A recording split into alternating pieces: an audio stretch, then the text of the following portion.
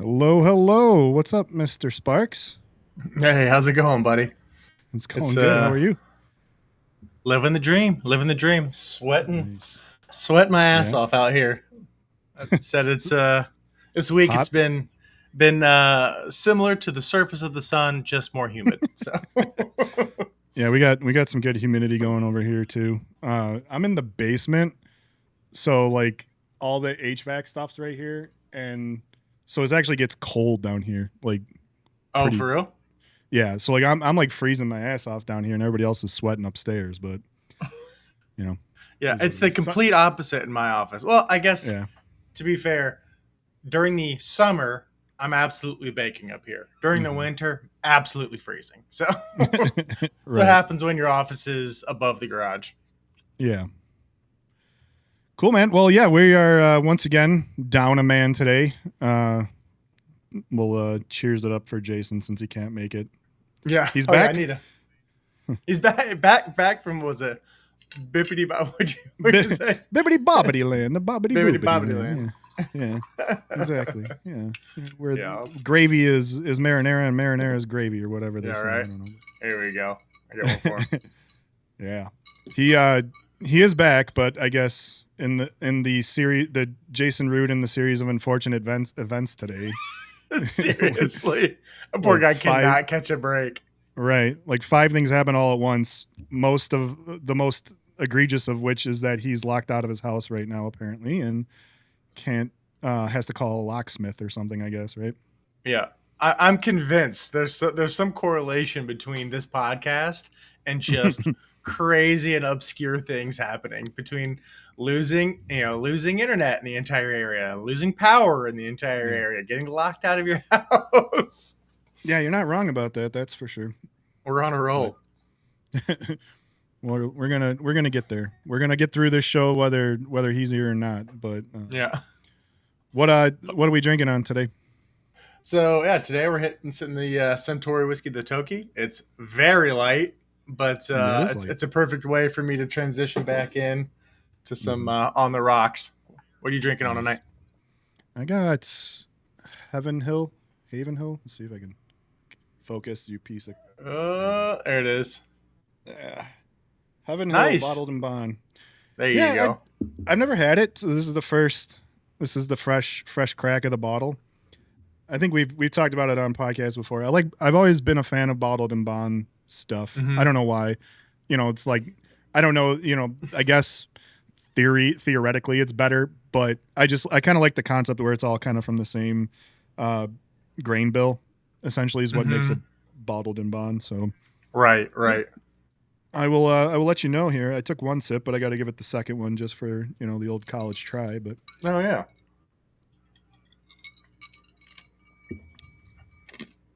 Oh yeah. oh yeah, Yeah. I can do it. Nice. I'm good. Yeah. This Japanese whiskey is always lighter. It's definitely a lighter palate, but this is a good. I like this taste. Yeah, It's definitely palatable. I got a bottle sitting right next to me of that too. I haven't really done that in any of the Japanese whiskeys in a long time, so I might have to take some Crack it inspiration. back open. It looks like a Chardonnay or something. Like Right? it's like really light, but it's Yeah. it's got a lot of flavor though, considering how light it is. Mm-hmm. But all right. So yeah, we've got some fun things to talk about today. Obviously, sure. a lot going on in sports between the NBA Finals wrapping up and dramatic and at the same time. Yeah, we were all, boring fashion.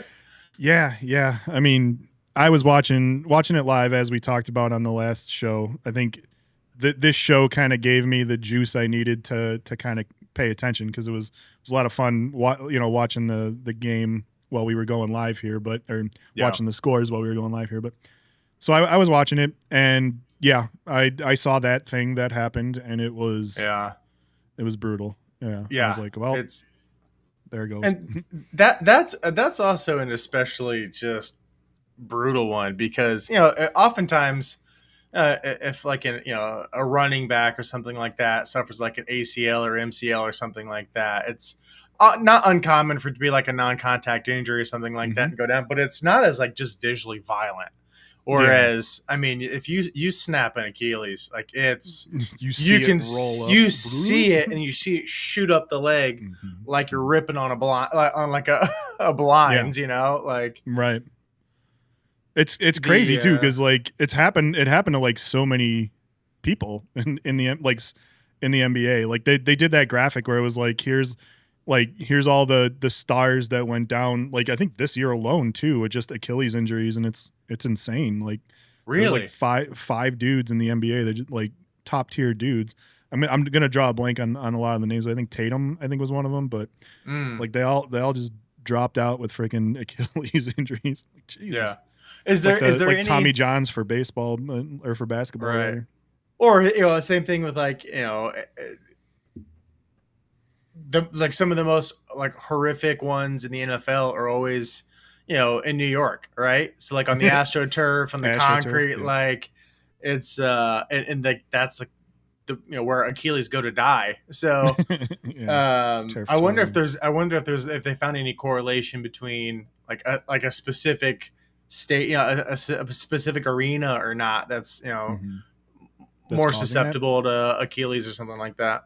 Well, I think in the case of Haliburton, it was pretty clear what happened. I mean, he had a calf strain and he was doing whatever it took to get into that game, and right, and he was way forward trying to catch his, trying to catch himself. Well, yeah, you overcompensate for when when you got a muscle like a calf muscle that you can't put a lot of downward pressure on. You're probably just running heavily with your Achilles flexed, and that probably was what caused it to rupture. But man, it was I was like, oh, no contact. I see him down, and then they show the replay, and like slow mo, the ripple effect of it like rolling. I'm like, oh god, that's brutal, and especially tough in basketball versus baseball or versus football, because in football they typically have socks on. I mean, in basketball, I mean, you're seeing the sweat snap off the leg when it's like it's really rough. But yeah, some just beautiful cinematography right there. Just sweat beads coming off of a ruptured Achilles, like. Yikes! Yeah, that was heartbreaking though. I mean, I think losing Haliburton was not just obviously. I mean, he's the guy, right? But in a lot of ways, he brings the energy, right? Like he's you're never quite out of it as long as you got him on the court, right? Well, so I think it was a moral loss as much as it was his talents on the field, right? On the court. Absolutely. It was huge. Yeah, I can't imagine like what halftime was like when they went there. Like, we are so cooked, fam. like just right. Done. Well, and done for. I'm sure there wasn't what they were saying, but like no, for sure. I mean, I'm sure they were saying classic next man up kind of stuff, But yeah, and honestly, they're in the first half. They kept it close. I mean, they were within 3 to 5 most of the first half. Yeah, and then they kind of fell way behind, and then kind of fought back a little bit, just too little, too late. But that one was tough.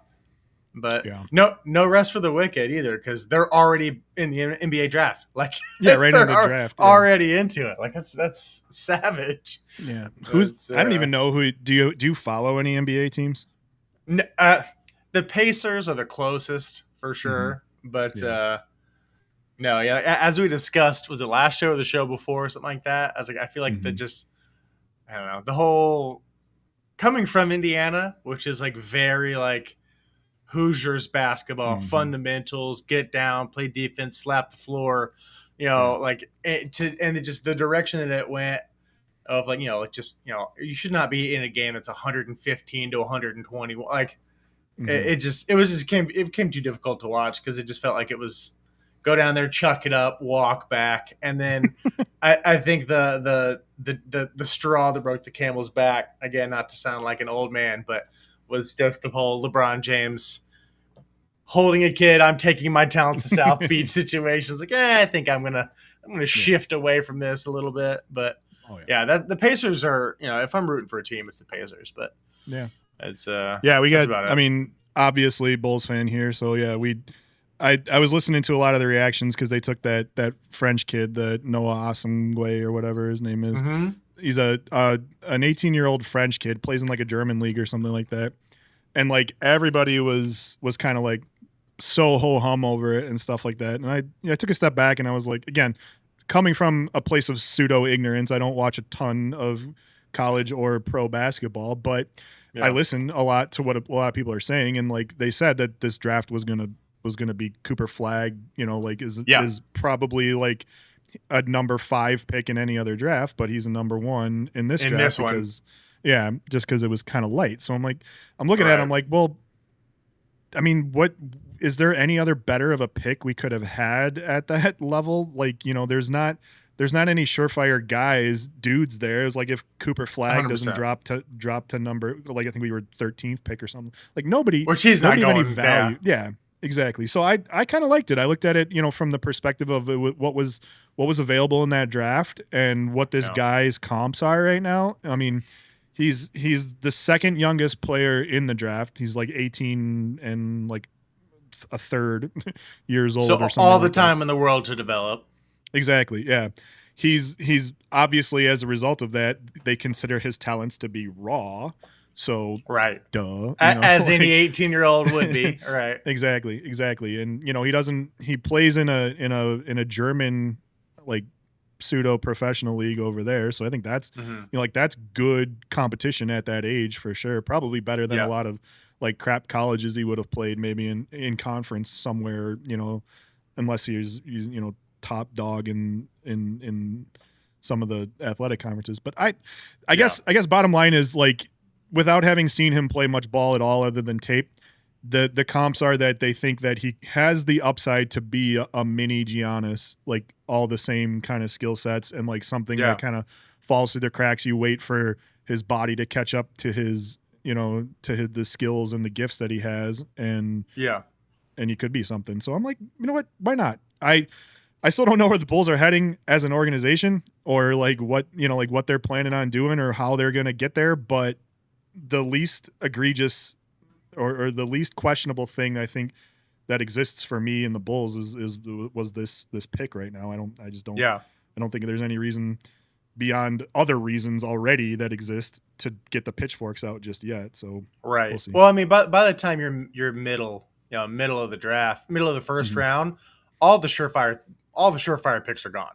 So you're going for, again, the high upside guys, the people with the weapons, the tools to be that next level guy. Just hope that they're coachable and you can develop them. And considering you're getting a tool guy that's only 18 and has time to develop, I think I don't know how you could be upset with that, especially someone that's already has professional experience. So yeah. They want to hate on the Bulls because I agree. There's a lot of other questions in the front office. Like we are perfectly entrenched in mediocrity right now, and there's no, this guy is not going to drag us out of it. We have got a lot of other questions to answer, especially like so we have a 2-headed monster for our GM, like kind of a dual GM role. AK Karnishevas was the one that was doing most of the face in front of the media stuff for like the last couple of years. Like he unloaded a bunch of our guys like Zach LaVine and DeMar DeRozan like last year. Needed to be done for sure, but what he got in return was pretty crap.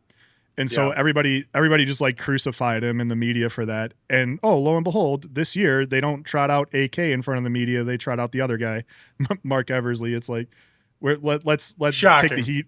Yeah, exactly. Let's take the heat off and give it to somebody else.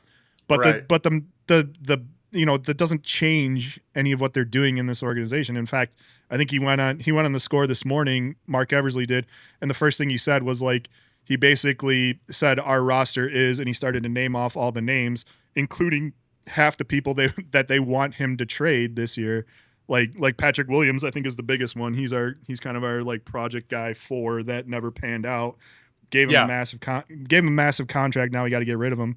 Nobody like he just went on and said, well, Patrick Williams is on our roster, and like everybody just took that as, well, I guess they're running it back now. Right.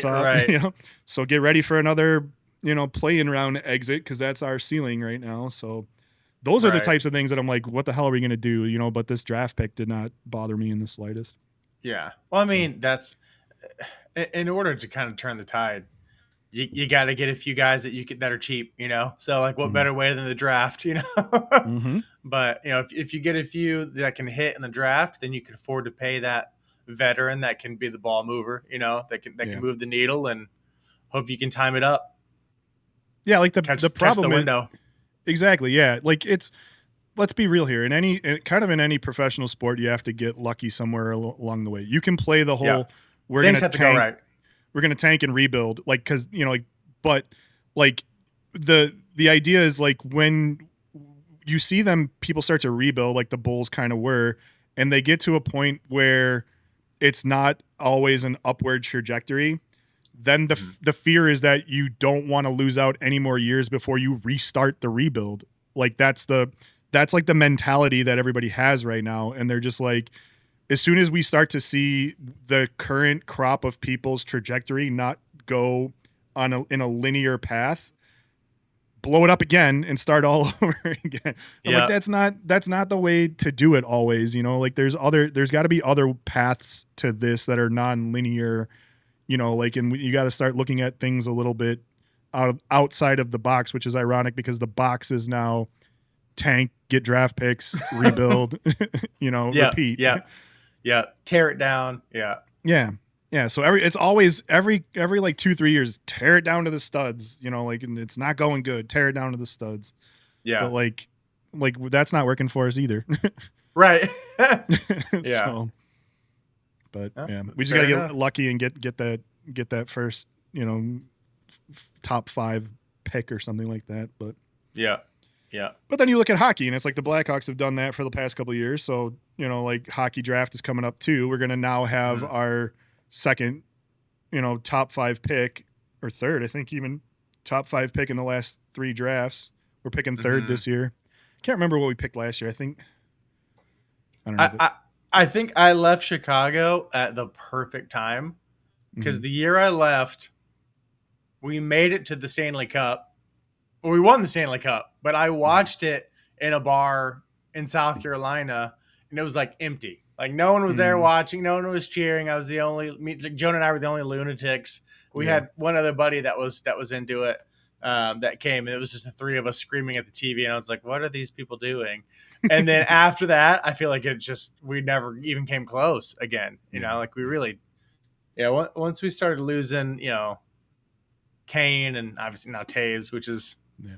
He's coming you back. know to Not to Chicago. not to Chicago, right, right, Right. But yeah, that dude Winnipeg, is Winnipeg, right? yeah, I think that was the consensus because he's from Winnipeg. He's from Winnipeg, right? So he wants Yeah. to. I think the comment I had seen was hockey is better when Taves is in it, Oh and yeah.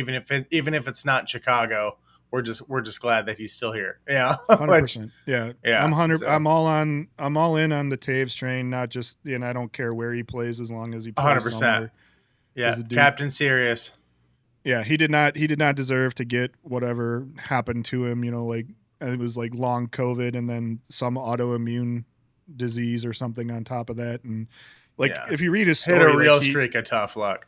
he went over to India and did a bunch of crazy like pseudo Like Aaron Eastern Rodgers type, medicine.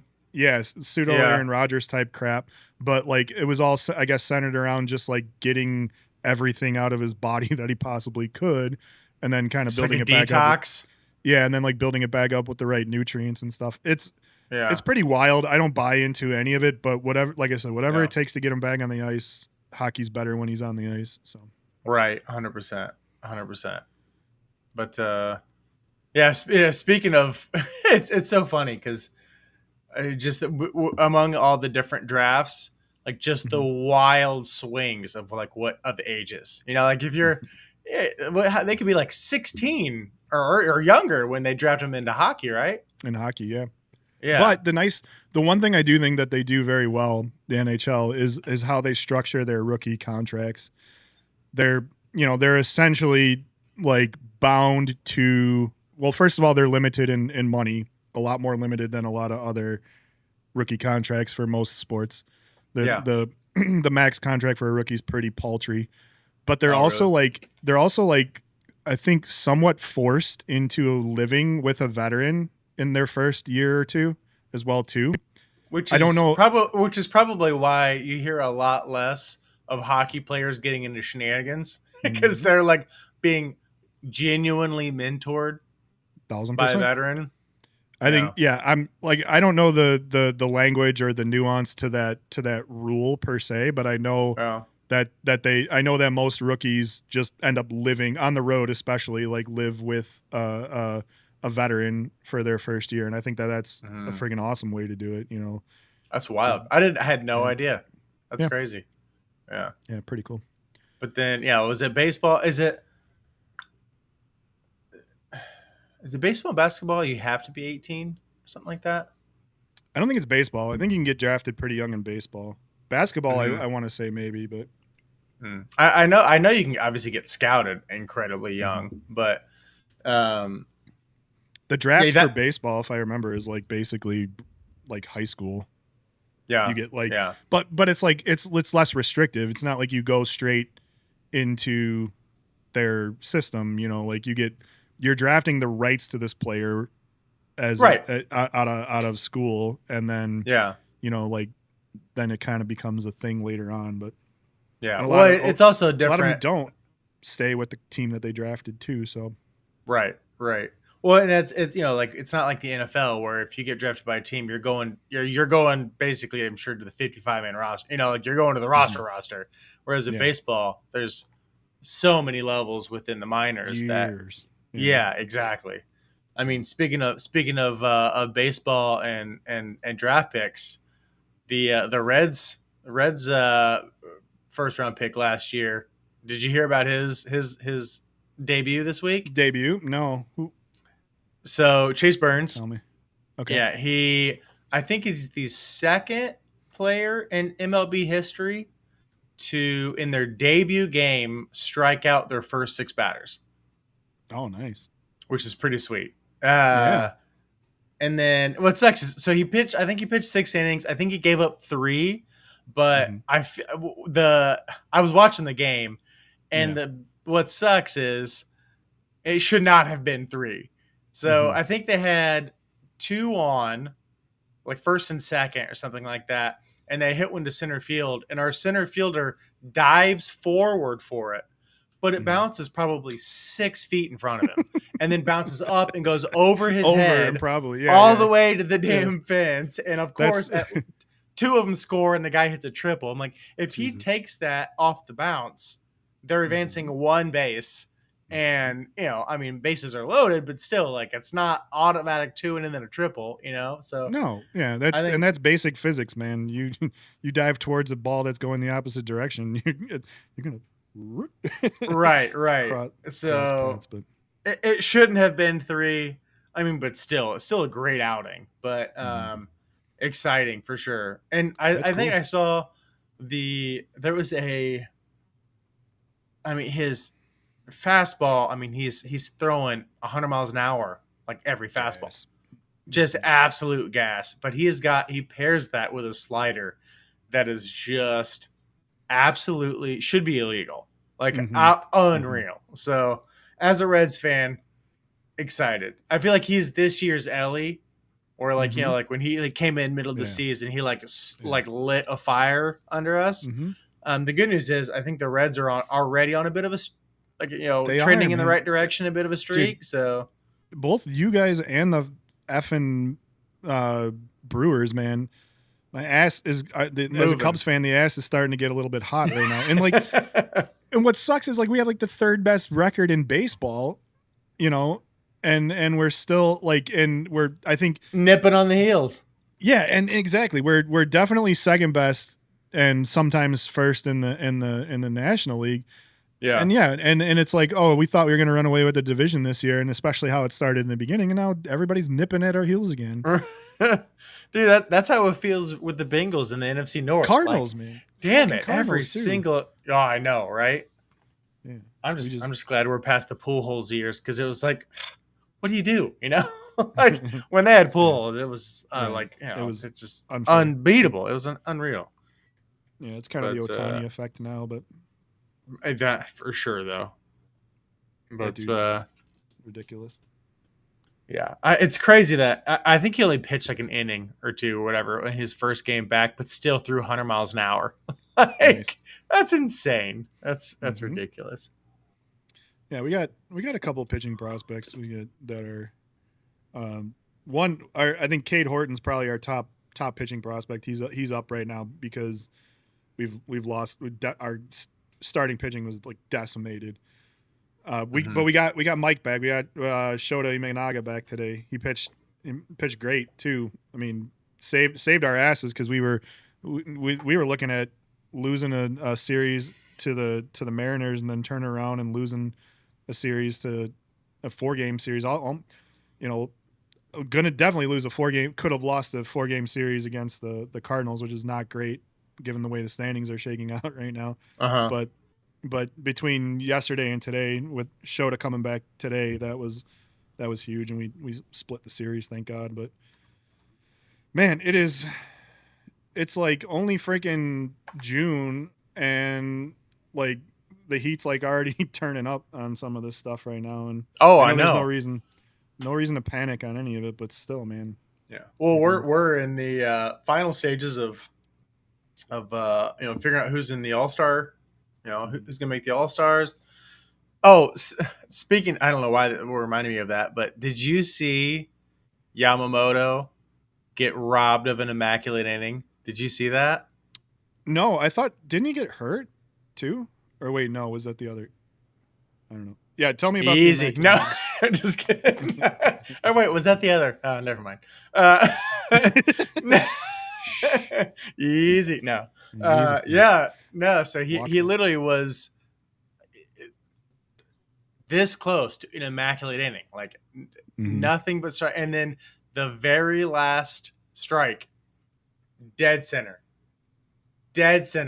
I mean, like maybe a little higher than dead center, but like definitely like halfway between the middle of the strike zone and the top, like 6 inches into the strike zone, called it a ball. What?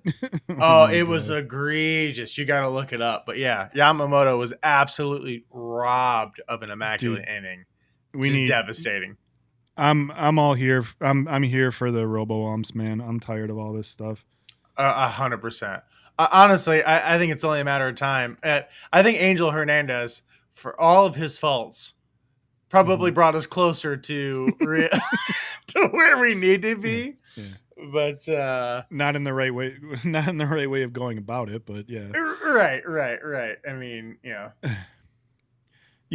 I'm all for it. I think like it bothers me because of like the stigma of you can't argue balls and strikes in baseball. Like you don't do that, you get tossed, like instantly and stuff. But it's like all that's created to me this like desperate need for better like technology involved in calling balls and strikes. Like if there's this unwritten rule that you can't argue balls and strikes or get tossed, then give us freaking robo umps, because the way it's going right now, like not a day goes by I don't see, like they've got the advanced stats on these guys now, and they put out those advanced like the reports from the umpire from that game, and I'm just like, identify biases and brutal. Brutal. Yeah. Well, and that's I feel like again we've had this discussion in the past. I am a baseball, like love baseball, love the legacy of it, I love the respect of it, I love the but it's just gotten to the point where we have the technology, so why not use it? Yep. It's just too influential, right? So like when you take the game out of the player's hands, when you have a solution that works and you're just not doing it for the integrity of the game. Well, we've seen in basically every professional sport, like you always hear the stories of, biases or, the worst of situations, they were betting on the game or influencing it for financial gains or reasons, whatever it is. Like, but I think even just unconscious bias is enough because it has Yeah. such a massive impact in sports where every single pitch matters, every single down matters, every like it all matters. I mean, tennis, I feel like is one of the like I would say one of the more prestigious uppity Yeah. sports in all of sports, you know, Mm-hmm. and they utilize the Tech. line judge Mm-hmm. and Mm-hmm. tech they have for a long time, and I think they were right to do so because Yeah. millimeters matter in that scenario, Mm-hmm. and I don't see why you wouldn't use it, especially if you instill a situation, which I love what they've started doing, where you can challenge it. Mm-hmm. And similar to baseball, if you get it right, you keep going. You know, I Mm-hmm. think that's the right way. You call twice, and it's not all right. Well, you should have Yeah. saved it for saved it Right. for Right. when it was a little little more important. But More important. um, Yeah, it that's my definitely brings stance. some. Yeah, it brings some strategy into it for sure. I think Yeah. I think that some of the challenges I know I've heard before is like getting parity with all the ballparks. Like I think there's a particular camera angle in football that I know I read about one time that that some of the best stadiums have this camera angle, and like when you see it, it can like Influence.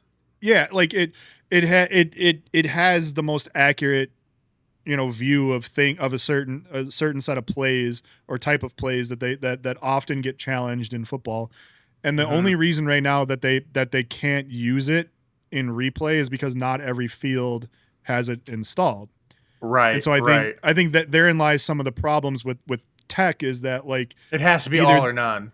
exactly, it needs to be something that the MLB subsidizes, or you need to do like a control room type thing where it's like this tech can be implemented from a singular location that's a neutral spot with Yep. non-biased people watching this at all times. Yeah. Otherwise, like you can't put it on small market teams to have to keep up with With the expensive LAs and exactly right. expensive tech for that stuff. So yeah, there's got to be Yeah. parity there for sure. And I don't know, like how some of the, like, obviously there's a lot of pitch tracking tech involved in that you see as a fan.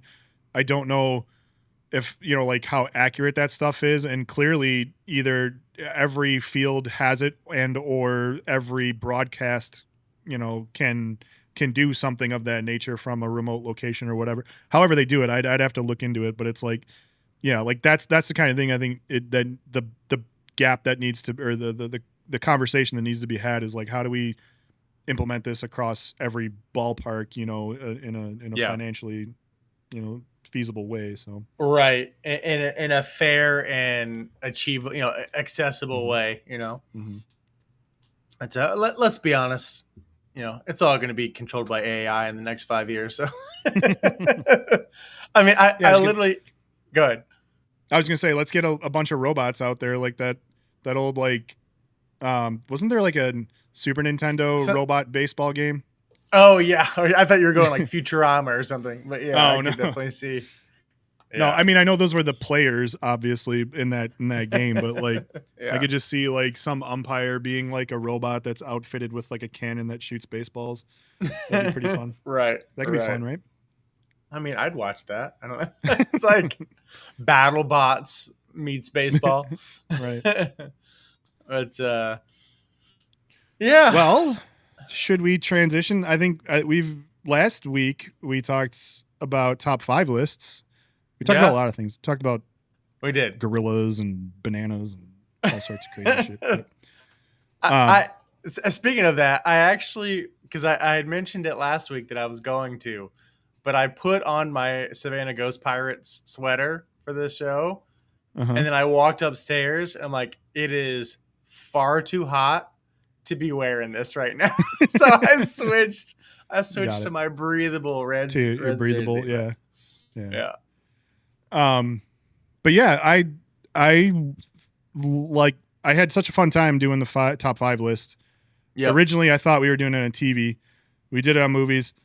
I want to do it on TV. I don't know about you. Do you have a top 5 list for your TV? Good. Oh, I'm ready. I'm ready. You're ready to go? Let's switch it up this time though. So Okay, last time we did you do your whole list. I Mhm. say we go back and forth this time. Okay. Do you have any honorable mentions though? So yes. Um, so Basically, I but couldn't. Basically, read. I can't narrow it down to 5. I want to right. talk about all of these, so we're gonna go with top 6 or 7. So I But did there. I have a clear top 5 that I okay, have distinguished, but I do have a couple honorable mentions. So okay. should we start top 5 and then do honorable mentions? No, I think we should go honorable mentions first because I think Okay. I like. There's a good there. I only have one. There's a good reason for it because I think it's kind of it's an anomaly in terms of a show. My Yeah. honorable mention is Impractical Jokers. Oh, okay. Yeah. All right. Let's So go. I picked that one just because like God, I wish Jason was here because he was the one that introduced me to that, and Yep. he He's a did it. big He did it Impractical Jokers guy. right, and he did it in the exact way that I hate people introducing a show to me, where they say you have to watch this show. Oh my God, I can't believe you haven't seen Impractical Jokers. You are less of a human being because you haven't watched it. Built And it like so that way up. Yeah. yeah, built it way and like that's instantly how I get defensive and I'm like, you know what? No, I'm not buying into that. In fact, I don't want I'm to not like it. going. Right. I'm not. Yeah, I don't want to like this Fighting the show because man. of how you the like the accusatory tone that you're taking with me for not having seen a show. Yep. But Yep.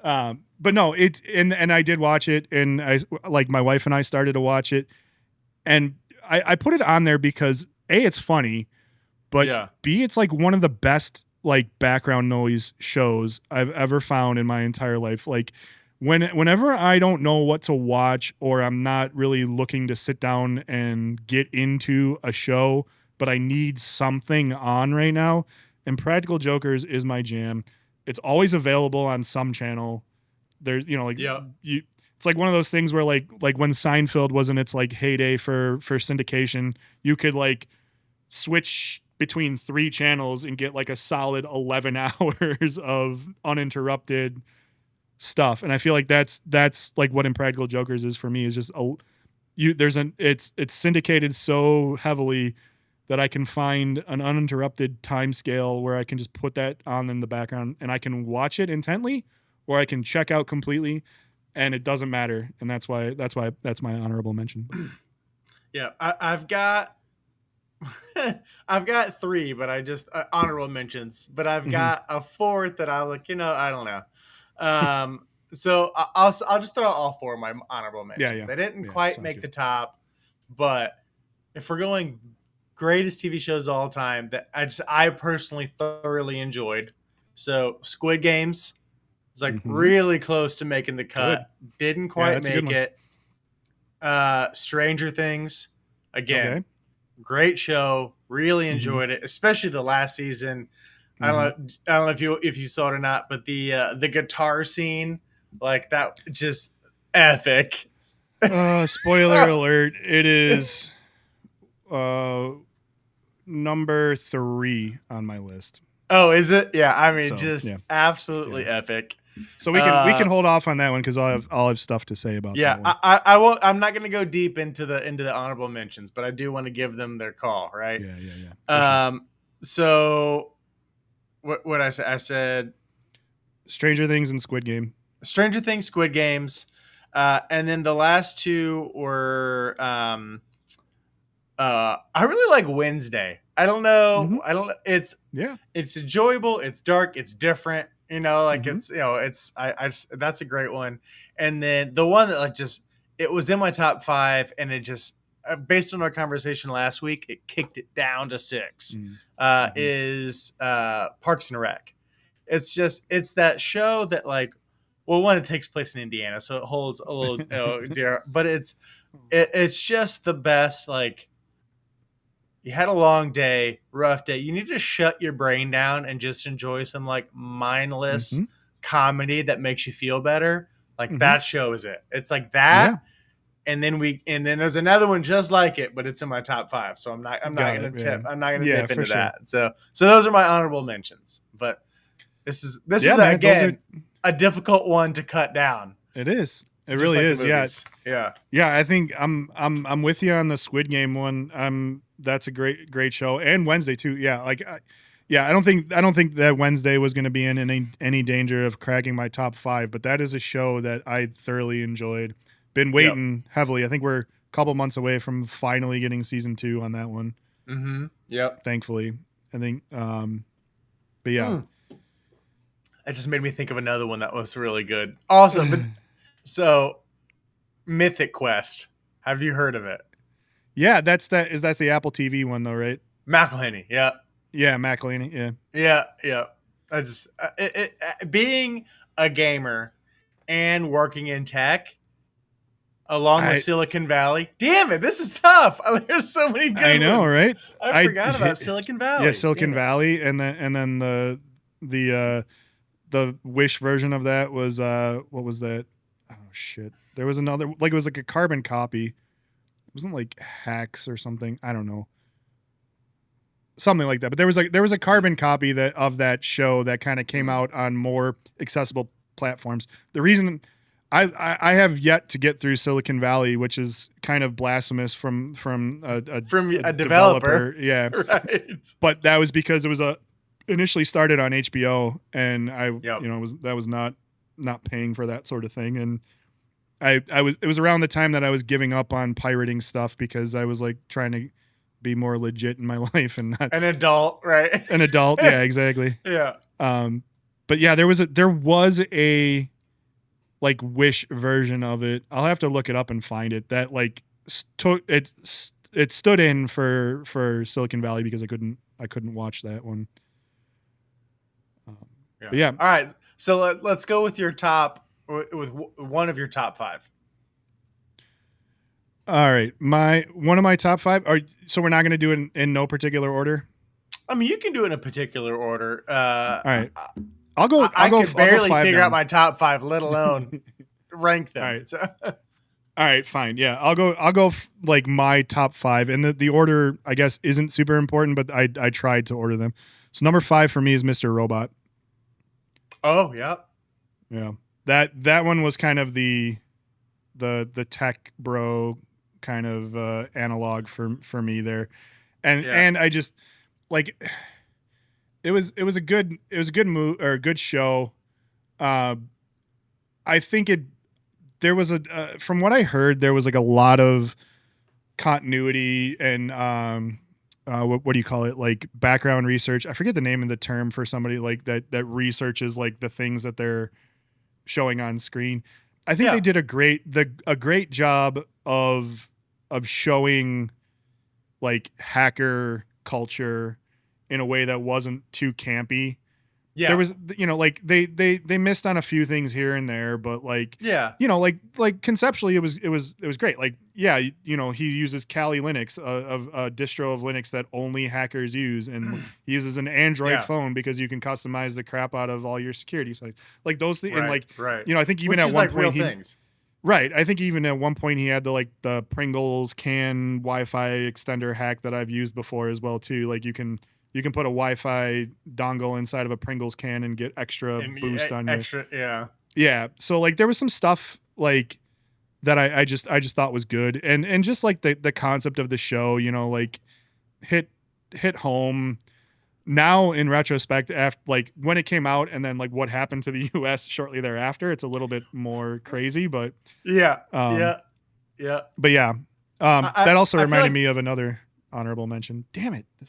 I told you tough. It's tough. It's so tough. Right. It's a rabbit hole really bad. I loved season 1 of Mr. Robot. Mm-hmm. Like I feel like it's the Dexter of like of like tech bros, like developers, mm-hmm. Like a vigilante, Mm-hmm. I love that show. I tried to get my wife into that show. I really think like it was a show she could like. But the funniest thing is like every one of these shows usually has like a jump the shark episode where they just like do something avant-garde and go completely off the rails. So I sat down, I was like, babe, we're gonna watch this show. It's called Mr. Robot. I gave her like the kind of the rundown of it or whatever.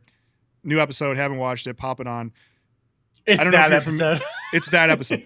It's and the one for Mr. Robot was he basically like hallucinates an entire day with Alf, the alien like Yeah, TV show the TV from show the guy. 80s. Yeah. Which Yeah. I love because my initials are Alf, so Alf has always held like a special place in my heart. But like Yeah. that was like not. That was not the episode it. for her to start with, right? Yeah, and right. I could never get her to sit back down and watch another episode of it. She's like, "There's no way I'm watching this." I'm like, "None of the other episodes are like it." She's like, "I don't care. I don't care. Interest." I've already lost. Yeah, yeah. that's too funny. Yeah, I think something similar happened when I tried to convince Joan to watch one of the episodes of one of the shows in my top 5, and I was Mm-hmm. like, it's such a great show. It's got a great message. It's uplifting or whatever. And it was like the saddest episode. It's like, damn it! Like she's like, why do you do this to me? This is not making me feel better. Mm-hmm. But no, yeah, Mr. Yeah, Robot. I go slept on. Yeah, Slept on. it is for sure. And the one that popped into my head that is not on my list that is definitely an honorable mention for similar reasons to Mr. Robot is Handmaid's Tale. See, I didn't get into that. No? I've not seen a single episode, but Mm. obviously it's big. Like, it was the biggest thing on TV for a while. It is, yeah. And I, like obviously there's a book associated with it, but like, Yeah. I don't read, so I have to watch TV shows, and I don't do the comparison thing, obviously, because I didn't read it, but but I'm an audiobook guy, so if I have physical yeah. books, we call them trophies. Because yeah, we have. No, I've not read those, but I've done the audiobook. But yeah, nice. I like that. That's a good one. Yeah. You just buy the physical book after you've Right. listened to the audiobook. Right. So it's still like ours are just we go shopping for books that just sit on coffee tables and stuff. Like it's not none of them are pretty actually books. read. Exactly. I get a few of those as well. They're all like Beatles and Bob Dylan and yeah. But beautiful she's got covers. like minimalistic design and all these other like books. Like they're great. They're cool books. I like thumbing through them, but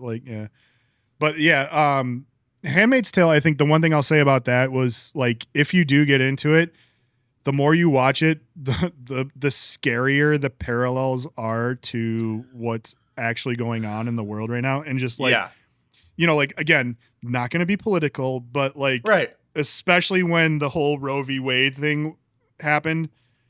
It started to become like, well, how much further away are we from from what's going on in Handmaid's Tale right now? Because it's not, like it's a ways, but it's not as crazy to think as it was before. And like that, right? Well, that was kind of interesting. I saw something the other day that had.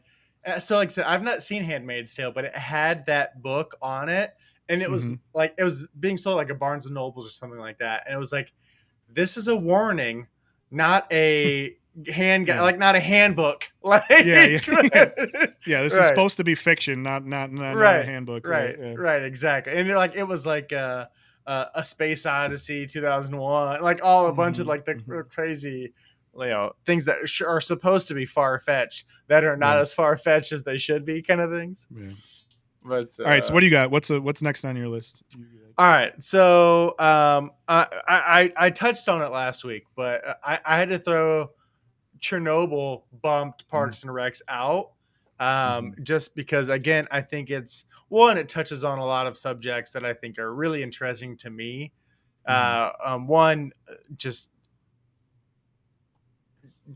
atomic bombs, but just like the science behind it, and again, kind of touching on the like what we're capable of and how it can go wrong based on just greed and ego and everything like that. Like just a warning of like what can go wrong, but like just the way but it also touched on a lot of things, right? So like how, the US or the not USSR, what is it? Not the USSR.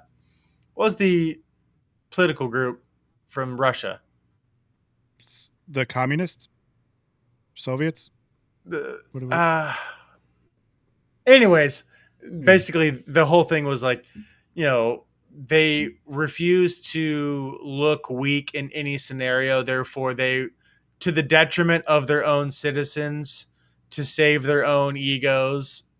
Basically lied and lied and lied and lied and lied, and knowing that it was going to cost millions of lives, and they didn't care. Like they decided it was better to lose millions of citizens or thousands of citizens than to appear weak on the global stage.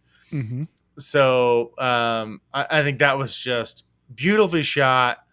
A historical, really reference to a real human being, like a real group of humans that Mm-hmm. at knowing that it was going to cost them their lives, did the right thing in the hardest of circumstances. I just thought it was a beautifully told, incredibly like shot, and just a really interesting and really interesting subject matter. Nice.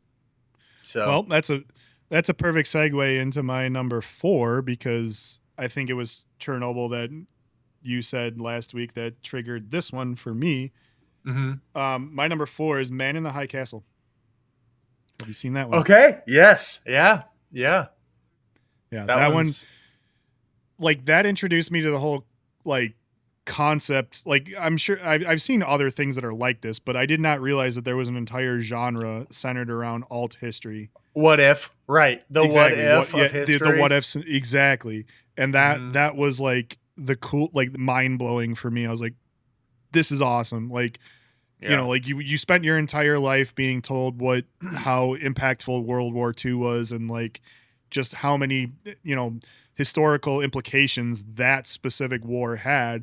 And it's like, well, what if it went the other way? Like, what if the axis of powers won and right. Like, and at so many points in that war, they were close. Mm-hmm. Right. Like there were a lot of situations where it could have very easily swayed the outcome. Mm-hmm.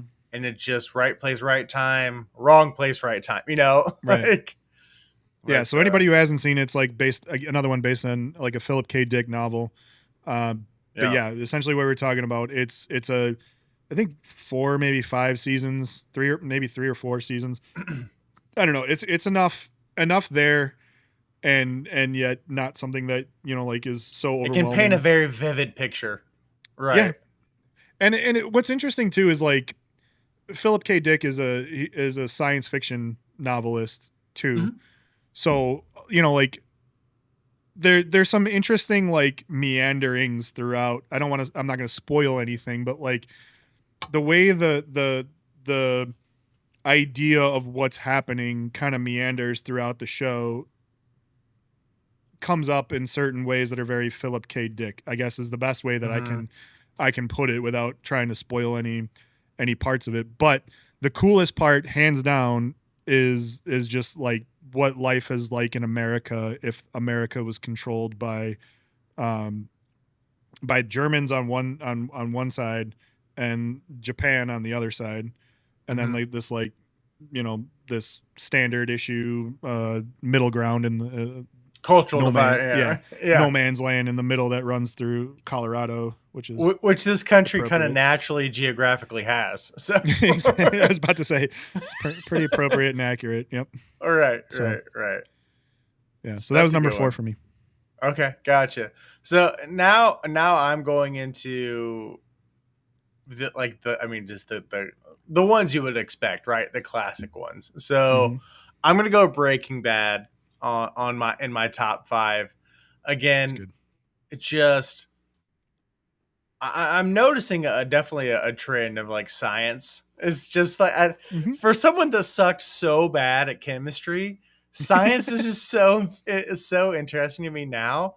I think I have to credit college in a lot of ways, because I feel like in high school, shout out to college, higher learning. Not for the way a lot of people probably think, but it was, in high school, because I had such a busy sports schedule. Like I literally wouldn't get home until like 8 or 9 o'clock, basically all year long, because I was always in sports. So I would do my homework from the previous class in the next class. So I feel like once I got to college, I had to learn how to study, because I did not know how to do so in high school. So I feel like once I got my teeth kicked in first semester freshman year, I actually had to learn how to study, and then I had to learn how to learn, and then I really started enjoying learning to learn. Like, Yeah. so, Yeah. and there was, that may have impacted part of a first semester freshman year, but I think that's part of the process, right? But Yeah, absolutely. College is about yeah, learning how to not have somebody tell you you can't go drinking the night before a final, yes, and figuring out how to still take that final the next day, yes, yeah. or It's the that you can't do that, and that's a great great indication that you need to grow up and be an adult and realize you can't do that. there But were numerous situations that immediately come to mind that I had to learn the hard way on a few of those things. mhm, yeah.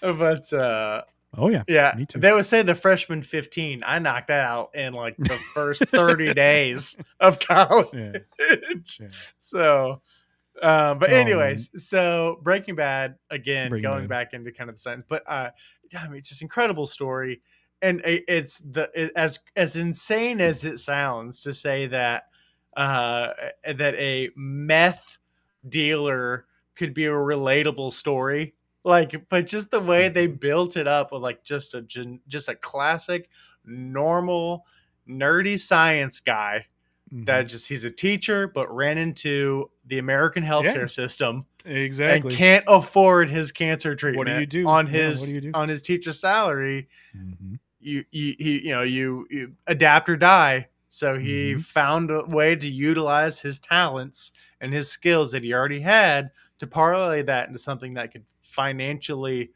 make tomorrow possible. I love it. I mean, it's an Yeah. incredible show.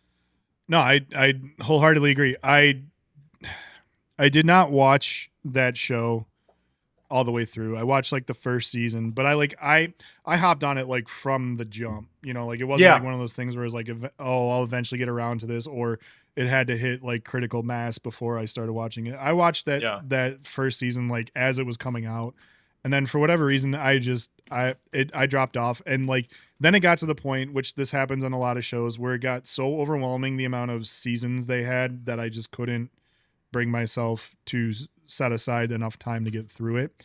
But as a concept, I'm with you 1000%. Like that concept was great. Like yeah, yep, what do you do? Like you've got a family you got to live for right now, and you've got cancer, and you don't have any money to pay for it.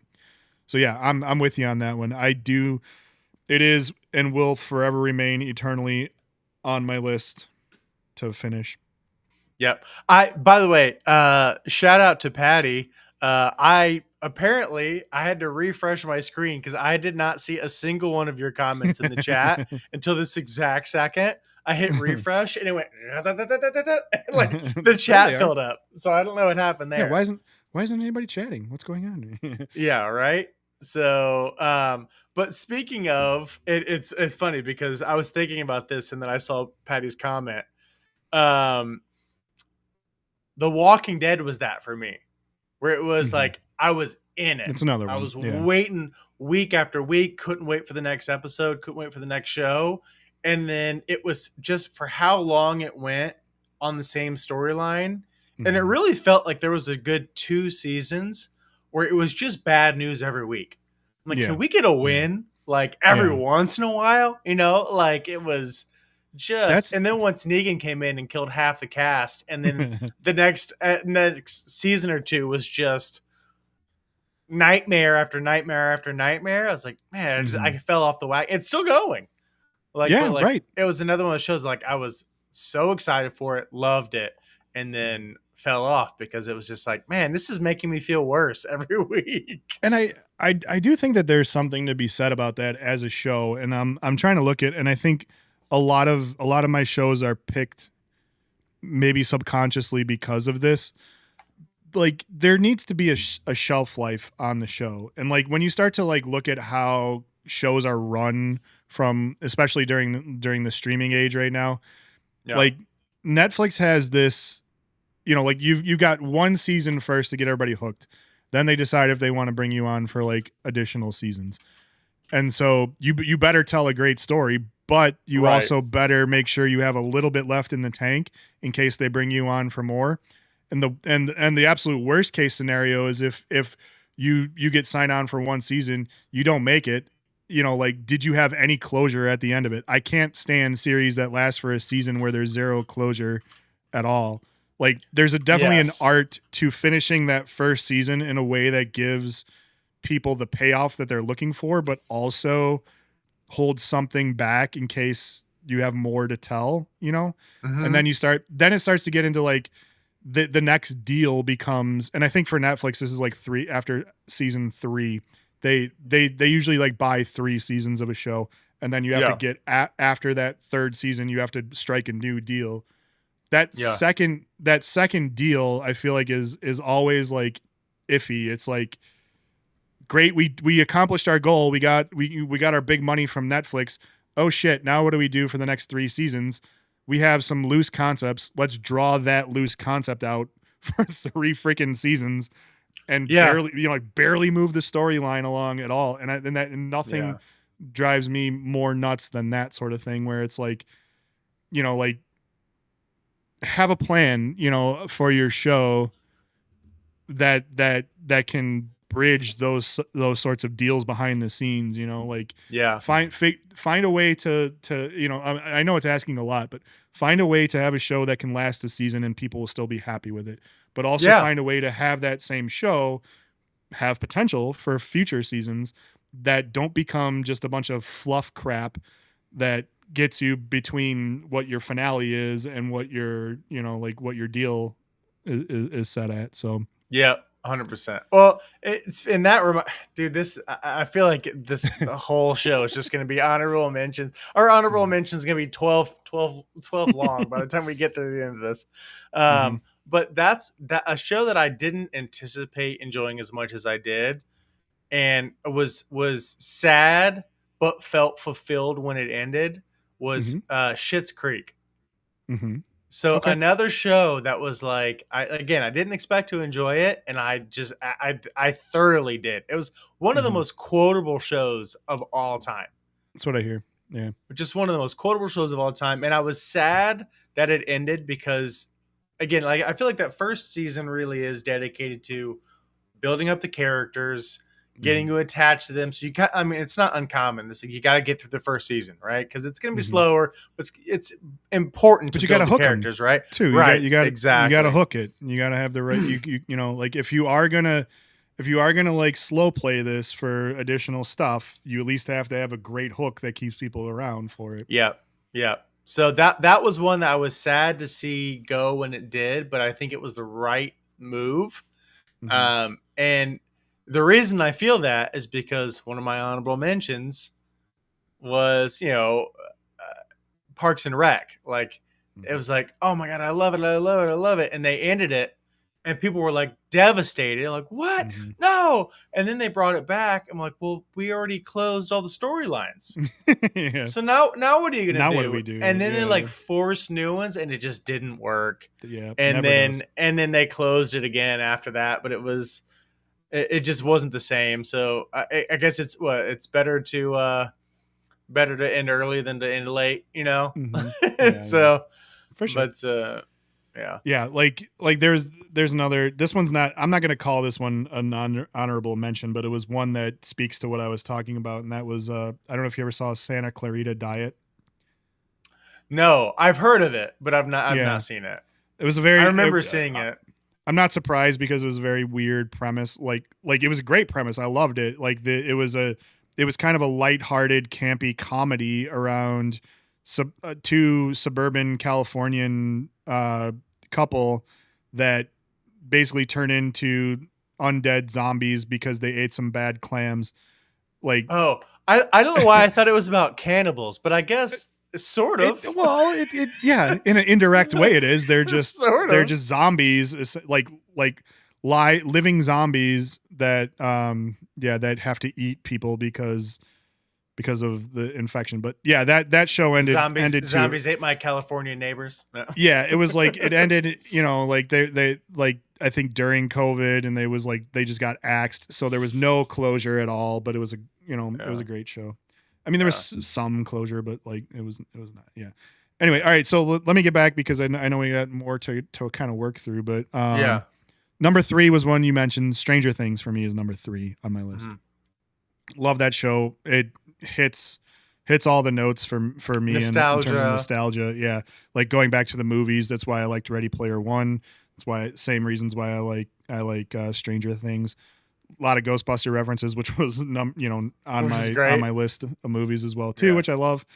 Yeah, and just I just thought it's a good movie. There's like a lot of things. I'm rewatching the entire series right now before the next one comes out, and there's so many more things that I'm noticing as I'm watching this series. Like, I mean, I'm sure I noticed them before, but like there's like a whole thing in one of the seasons where like a Russian dude basically becomes the Terminator. Like it's not in the story, but like the way they shoot it, like he is legit. Like they are mimicking the shot sequence and everything of Terminator with this dude from Russia in there, and I'm like, holy crap, that's the Terminator. That's a nod, yeah, that's a complete nod to the Terminator. So like all that stuff I love, and you know, like I got so gripped into the main villain in the most recent season, like you were talking about, you know, like the guitar riff scene, but that whole villain character arc for me is like I love. I could watch that. I'm you know, like I'm not a huge like scary movie guy. Like I don't really usually get scared by them. I just don't feel like compelled to watch scary movies a lot. Well, that's not surprising given our last podcast where you talked about you like to stare dangerous animals in the eyes. Yes. Stare them down. I feel like there's this persona that I am that's behind the scenes that I feel like people are getting, you know, like this idea of me. But no, I'm a giant teddy bear. Trust me. But yeah, like the Vecna, I think is his name. That character, like I'm just so gripped by that storyline, and like, you know, my wife can sometimes get a little spooked and scared by some of the things that go on, but I'm just like, my wife's the same way. I have to. Like if I'm going to watch a scary movie, I have to watch it after she goes to bed. Mm-hmm. Because it's like one of those like psychologically scary movies where just, you know, like they're scary like video sequences because like the voice is so gripping. Like the way the audio that they did with that voice is just like perfect, absolutely perfect. You know, like you start to feel emotions when you hear that guy speak, you know, like and stuff. And so, 100%. Yeah, I mean, long-winded way of saying, Stranger Things is pretty high on my list, number 3. So, yeah. What do you got? As previously discussed, love that show. Yeah. Speaking of a good transition from one of your previous comments of just horrific endings, Game of Thrones. Okay. I had to go with Game of Thrones. Game of Thrones, yeah. Just heartbreaking in like all the ways, you know, like, you know, from the beginning to the end, you know, but you know, Hodor. Yeah, right. Hodor, the Red Wedding, like just the torture in the chambers, like that was just absolutely savage. But yeah, I mean, it's Game of Thrones. Like it goes without saying. Like just beautifully crafted story, horrific ending. Once they got ahead of the books, it got a little wobbly. But while they were still in the books, I don't know if there was another show that was just as gripping and like what happens next, you know, than that one. So yeah, I mean, you know, when you're writing a book, you're kind of by yourself as an author. When you're trying to write more stuff after the end of the book on a TV show that's a global phenomenon, you got a lot more opinions in your ears about how things should go. So not surprised that things kind of, you know, took a turn after the end of the books, but Succession's a good one too. That one's another place to the family dynamic, you know, mixing family and business, and that's a good one too. That's a good call out. All right, number 2 for me. Back to the lighthearted comedies. Always Sunny in Philadelphia. is number I 2 on love my that. list. Yeah. I had softball last night, and there's two people I always get, especially in the stretches where I pick up some weight. Hmm. There's always two people I always get. It's always, you look like that guy from It's Always Sunny in Philadelphia, Mac. or Yeah. or Jason Kelsey. Like, those are the two guys I Yeah. always Yeah. That's get. great. That's great. So, Yeah. could be worse for sure, but it's No, not. absolutely. Yeah. Yeah. I mean, I know Mac had his fat Mac phase, but Right, like his it's fat not. Mac face. Yeah, it's not. Not He now. he If I didn't could just look. get his jacked Mac face, like, Yeah, right, right. I think everybody would like that. Yeah, yeah, right. yeah. Yeah, just a great show. Like relatively unknowns that put together some brilliant writing. I felt like, and I think we kind of talked about it before. Anytime you got stars that are begging to be on your show, like Great sign. DeVito was, like DeVito was not part of that show initially, and not in the first season. And like he saw it, and he's like, I want to be on this. Write me in somehow. Yeah. That's a pretty good sign. And it was another one that initially I resisted because same type of thing with Impractical Jokers. The person who presented it to me, who was a coworker, was incessant, nonstop, and like, Yeah. he did another thing that I don't like is like he was like, it's so quotable, and then he starts throwing quotes at me like any of those quotes without any Mean context of the show anything. mean anything to me. Right. It's like, oh, Dayman, man. It's like, yeah, it's like Dayman. It's like, yeah. Oh. I'm like, the F are you talking about, bro? Like, I Yeah. don't get, like, again, I resisted it and went the other way just to prove a point that I'm not gonna watch shows if that's how you're gonna present them to me. But then I watched it, and I think in the first season, this show was kind of landed on my list because it hit me in a different, more sophomoric phase of my life, as if I can claim like I'm somewhat of an adult at this point anyway.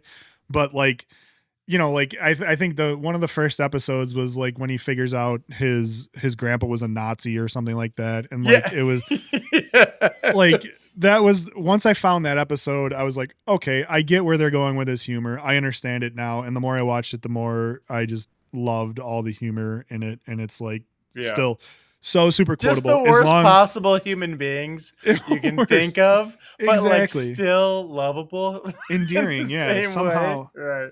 Somehow they're endearing. Yeah, but like, yeah, their attempts to just how badly every one of their ideas goes, and their attempts to get ahead on things is just it's comedy gold. I love but yeah, the episode where everyone they get addicted to crack because they're trying to like skirt the welfare system or whatever it was. It's just so funny. But, can I have one rock of crack, right. Please? Yeah, one rock of crack, please. Yes. How does this transaction work? Yeah, there's a great one. There's so many like there's so many like random things that I noticed too. I think one of the things that I've noticed, and I'm not sure if anybody else notices, there was an episode where like they ended up on the roof, and Charlie, and they were grilling like hot dogs on the roof, and like Charlie was like losing his teeth somehow. Yeah. And like I don't know what. I think that's probably one of my top episodes, but like you can catch this if you watch closely at the end of the scene. Like he's losing his teeth and he's pulling them out, and then like he goes, I think Dennis was like, dude, if you don't, you're not going to be able to eat those hot dogs if you don't stop losing teeth. And he goes, oh, I'll suck it down.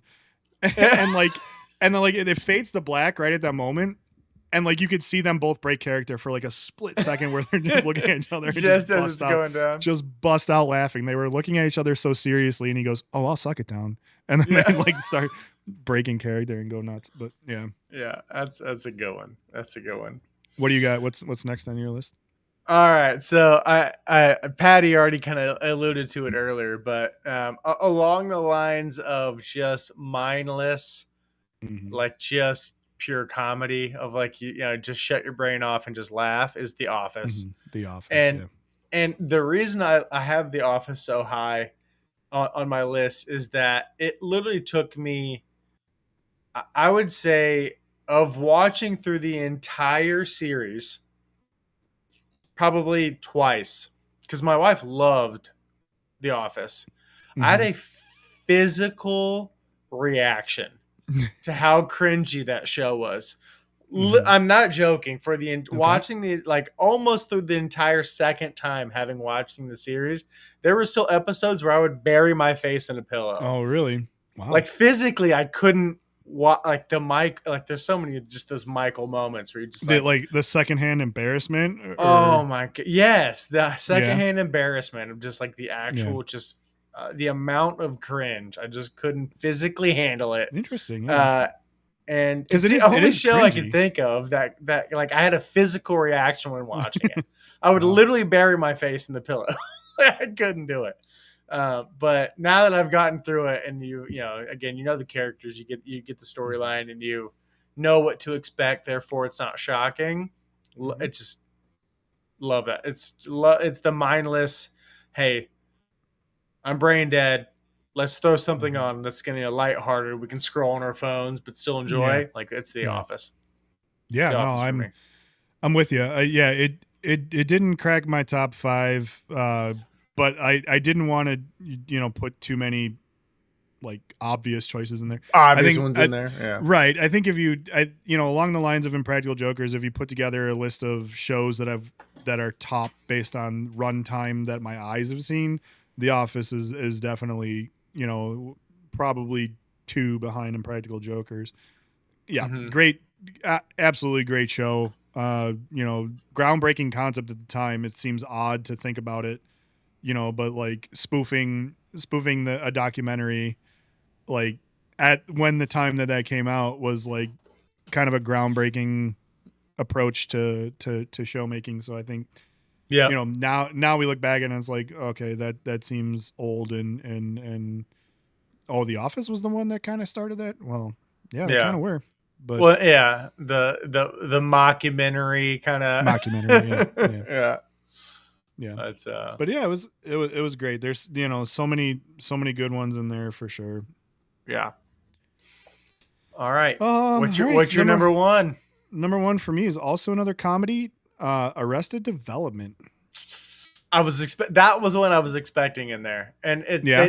it tends to run in the same crowd as the Parks and Rec and The Office, Mm-hmm. Mm-hmm. like, but Like, yeah. and I touched on a few things on why I really liked that show. I don't have the full background on like how the show like progressed from a concept or from within the studios, but they nailed it in my opinion. And I guess to that degree they did have a little bit of a weak ending. I can't even remember how the show officially ended, but what I think that they nailed was just like coming up with a story and like carrying something through the entirety. There was always something in that show that was bringing you to the next episode or the next 5 episodes that was like like even across seasons that they would subtly resurface later that you would just like instantly see and be like holy crap, that like that's back, like concepts like I think probably the 2 biggest ones for me was like when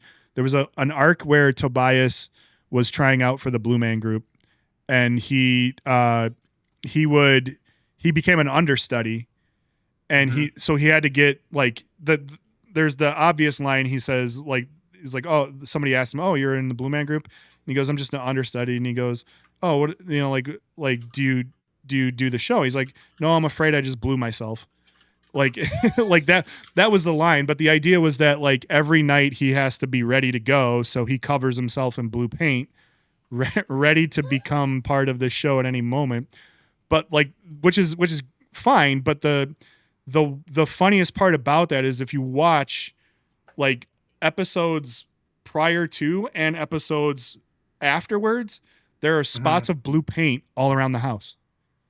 And like so you like even before that concept came up, like you just see this thing and you don't like your brain doesn't like notice it. It's just like, oh, there's like a smudge on the wall. Then they introduce that concept, and then later they bring it back and it's like there's still blue smudges on the wall. Oh, that means Tobias is still an understudy for the Blue Man Group. Every night he's covering himself in blue paint and just getting blue paint everywhere on the house. So That's like it was hilarious. it was it was things like that where like there was threads and just brilliant writing throughout the entirety of the show. God, now I'm even thinking of more shows. But anyway, I just slotted one that I completely forgot off the list into my number one. Like the detective or True no, Detective? not that one. Oh. No, not that one. But something else you had said reminded me, like, oh my god, I forgot my favorite show of all time. How did I forget that? What is it? Throw it out there. So I'm kicking Chernobyl out to 6. Okay. And in its place, I'll say by 2, and then I'll go to 1. But 2 is Ted Lasso. Oh, nice. And it is, again, the first season. I mean, it pairs two of my favorite things. Well, a lot of my favorite things, but like, one, sports, but not just sports, but like the true goal of coaching, right? Which is to, get the best out of someone, to push them past what they think their limits are, to achieve higher than they are, but also building good human beings, right? So that show, I think, does it as masterfully as I've seen any show do it in a lighthearted way, right? So I mean, if you think of like heavy, like, like think of Remember the Titans and everything like that, right? Bringing the best out of people, but it's like a very heavy message. Like I think Ted Lasso does it especially season 1, in like a lighthearted, lovable, but still meaningful and emotional way. And I love the message behind the show. And then it goes into, and then, it's really fun, lighthearted, like almost unrealistically optimistic. And then, and once you start getting the second and third seasons, you start seeing the human aspect of it, and like what kind of created, the way he is this, the way he's come this way, and everything like that. So, and the fallbacks of being that way, so that's, I love that show. I mean, it'll probably be my next tattoo, something from that show. But nice. The one that I slotted in, that if we're going all time, as far as hours watched, it has to be South Park, which it has to be. And it's for, in 1999, 2000, it was amazing and appealing for a completely different reason than it was. The older I got, I feel like I got something new out of it, but it still remained relevant, especially as it was, an episode a week.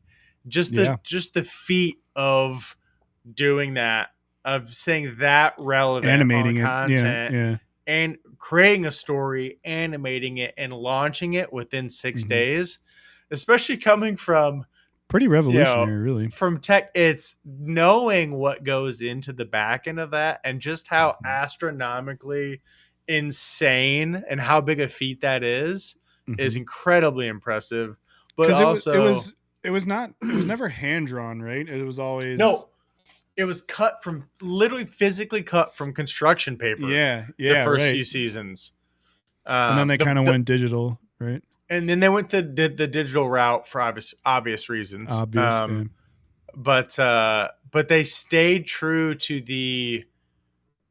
It's almost like what is it called? Where you would have all the expressions on one image, and you would just move the image around. What is that? It's like old Flash game style treatment. Yeah. Not GIFs. Not. Anyways, Tweeny, but anyways, but obviously just the lighthearted of it, but also they piss off everybody, but they shit on everybody, so you can be annoyed but not mad, because they screw with everybody. For you. Yeah, exactly. They screw with everybody. So it's not like you can't say it's racist. You can't say it's like, against any certain religion, because they've all been attacked. It's not like attacking one religion, or it's one race, or it's just everyone is in the path, and you're gonna get your group's gonna get your shot at some point. So right. You're gonna get to laugh at somebody you don't like, and then you're gonna get attacked at least once. But it was the not shying away from anything, Nothing is out of limits. Nothing is Mhm. off the table Yep. from day one. So I'm just a big fan of them. Anyways, just between South Well, Park, but Book of Mormon and mhm. what was Team the America. puppets? Team America. Yeah. That's it. Yeah, yeah. I still But use that like throw up gif. In fact, I'm gonna go try and find it right now. there you Um, go. but yeah, like, and we failed. By the way, we failed horribly at coming up with our top 5 list. Yes, yeah, that it went off the rails quickly. The only other like here it is. Um, Yeah, yeah. one of my favorites. The only other one I was going to throw out there after talking about like just brilliantly written shows, it's kind of a newer one. Have you seen The Good Place with Ted Danson? No. So I'm familiar with it, but I've not watched it.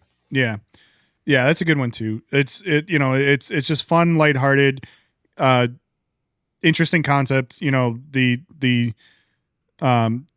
want to take up too much time, but the gist of it is that the main character dies. She thinks she's in heaven, but she knows that she's a bad person and finds out that she should have been in hell, but there was a mix up, so she ends up in heaven. Clerical error.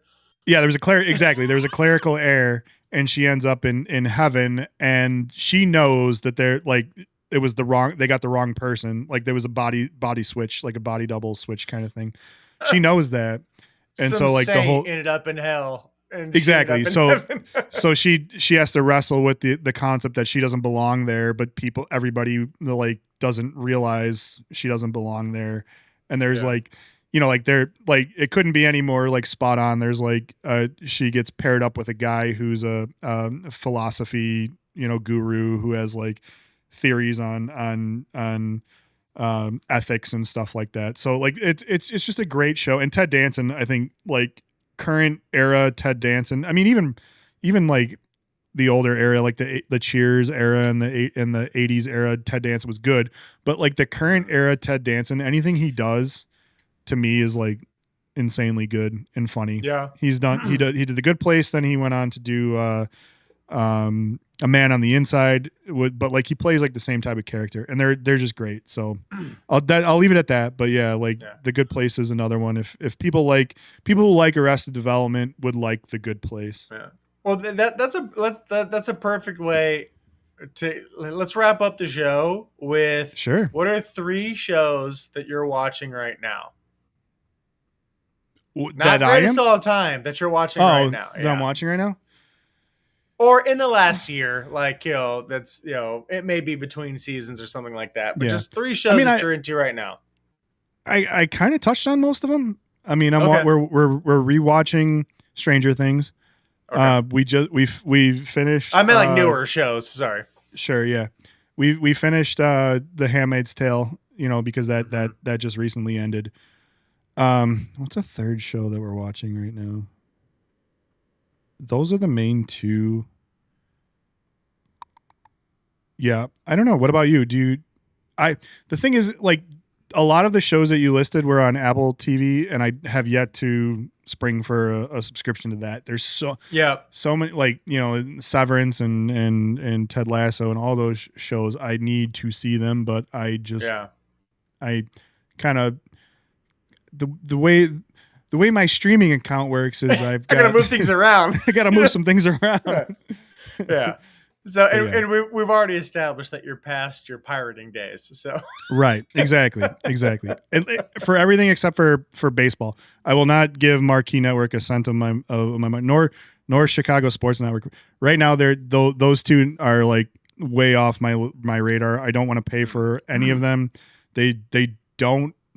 Like, one of them is no longer going to offer over the air. So just like to get Chicago sports, the only thing you could do is either buy a cable package, where the one cable package that they have agreements with, or pay their fucking subscription fee, which is like $20 a month. Like, no, thank you. Sorry.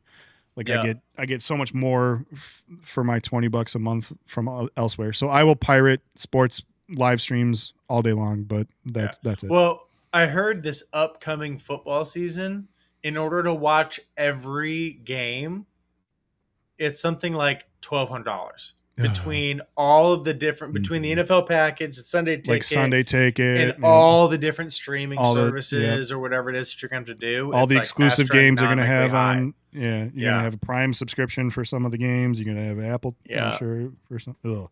Right. It's a lot. It's a lot. For another Criminal. show, but yeah, it is criminal. Yeah. So a few shows that we're watching right now that we're really enjoying. So Poker Face Oh, nice. is Good one. really good. I think it's, Mhm. I can't remember. I think it's, is it Netflix? I can't remember. We have like so many subscriptions, but so Poker Face is great. It's got the redhead from American Pie, but also Orange is the New Black. Yep. And essentially, she just has this one superpower where she can just tell if someone's lying. So, Greatest superpower. and because of that, she calls bullshit on everything that just is obviously a lie. And because of that, she like keeps landing into these scenarios where she's solving murders because she just like, as she's running from a group of people, she's like running around the country trying to stay off the grid and meets people, and then something horrible happens, and then she's like has this emotional attachment and solves the crime kind of thing, which sounds goofy, but like because it basically is like a movie in an episode kind of thing, but it's like it's thoroughly enjoyable. So that's a great one. Another one is Department Q. I don't know if you've heard of that one.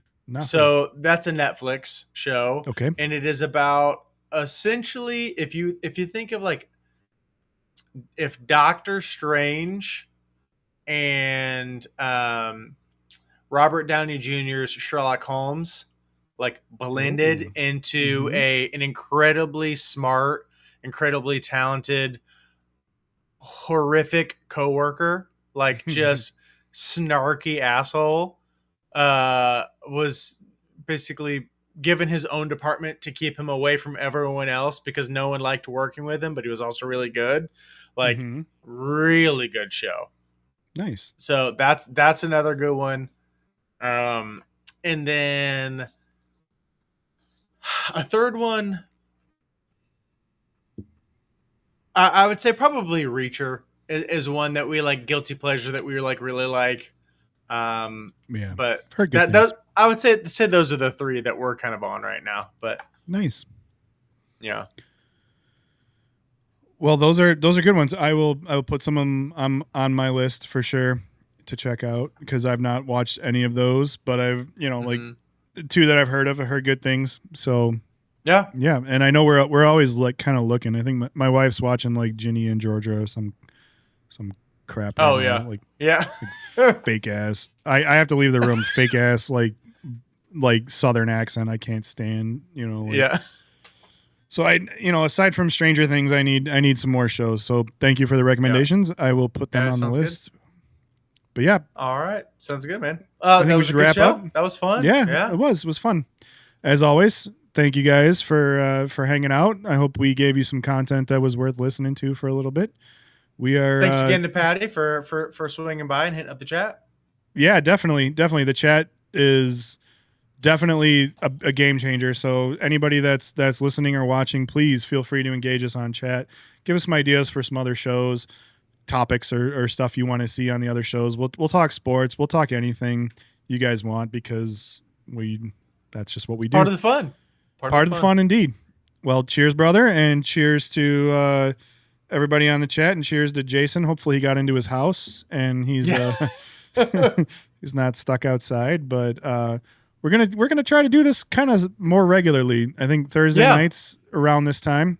So lock in if you've if you've been around for the previous ones. We'll start pushing this out some more and getting more people involved and hopefully give you guys some stuff to watch. But if you haven't already, subscribe and like and engage and do all those things. I think we're finally to the place where we're prepared to start pushing it out. So I agree. Yeah. Tell your friends, tell your family. tech's working. Let us know if you like the graphics, like want to see some more stuff. I mean, we've got plenty of fun things I can throw out there, so How's it going? cheers to everybody. Until next time. We'll see you next time. Take care. Cheers.